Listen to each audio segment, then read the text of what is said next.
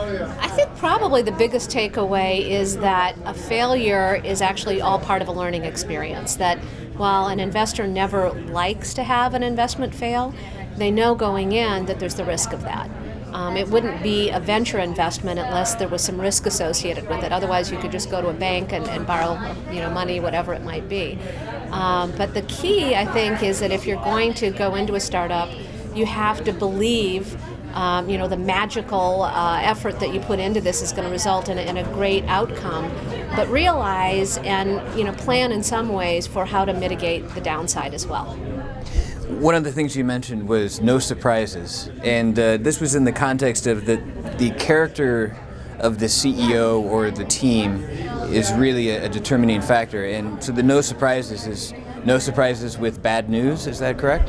Well, I think a really strong CEO is able to communicate effectively with their board independent of board meetings, and that's really what we were talking about. And the idea that you wait to the board meeting, go in and share news is generally not a great strategy. You want to give both, frankly, good news and bad news to your board before showing up for a board meeting so that you can either share in the excitement or deal with whatever the potential issues are proactively rather than waiting until after the fact and there's nothing anyone can do about it. Right, and it's just bad form to spring that on people in a group environment, especially if it's maybe a one-on-one conversation is more appropriate. I think so. I think partly because you give people an opportunity to just digest it, and partly there frequently are things that can be done.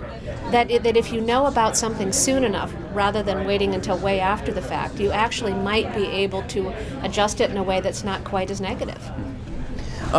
You have experience as a CEO with two companies. How has that, is that correct? Mm-hmm. And how has that affected your perspective as an investor? Oh, I think it's huge. I think having sat on both sides of the table where as an entrepreneur you have to live with the issues of making payroll and making really hard human resources decisions and accepting no from a customer when you want them to say yes, and raising capital and all of those things gives you a sensitivity on the other side of the table that many investors don't have. I think as well, it's not just the sensitivity, it's the knowledge and the skill and the experience of building businesses that hopefully you can then share and apply to the companies you invest in to help them accelerate their success. You mentioned the customer, which is something that a lot of entrepreneurs seem to forget. And you also mentioned that when there's an environment where the customer is king or queen, you have not seen those businesses fail. So how can entrepreneurs be better at monitoring what their customers' actual opinions are as opposed to what they hope they might be? I think frequently entrepreneurs assume that if a customer has purchased their product, that's success.